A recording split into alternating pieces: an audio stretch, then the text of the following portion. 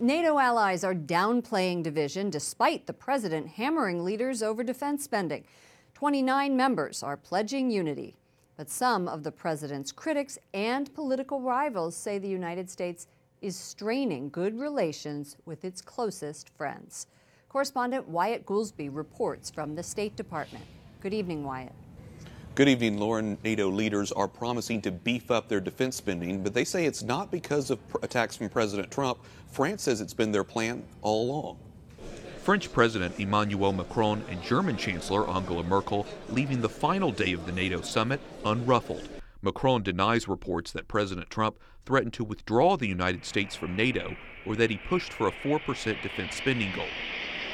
Le sommet a là aussi permis d'avancer, d'une part de constater. He says the European roadmap confirms a goal of 2% of GDP on defense spending by 2024, and France is committed to reaching it. Deshalb war die Diskussion eben noch mal sehr wichtig, weil Merkel, President Trump's prime target over the last 2 days, says Germany is also committed to more spending.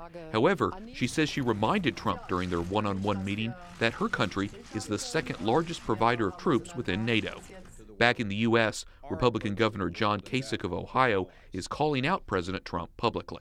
This is not a happy day for me.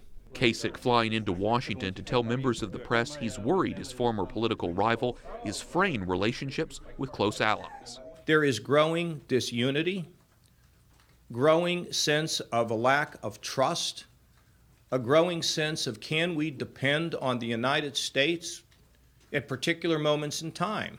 Kasich says he agrees the president should hold other countries responsible for their pledges.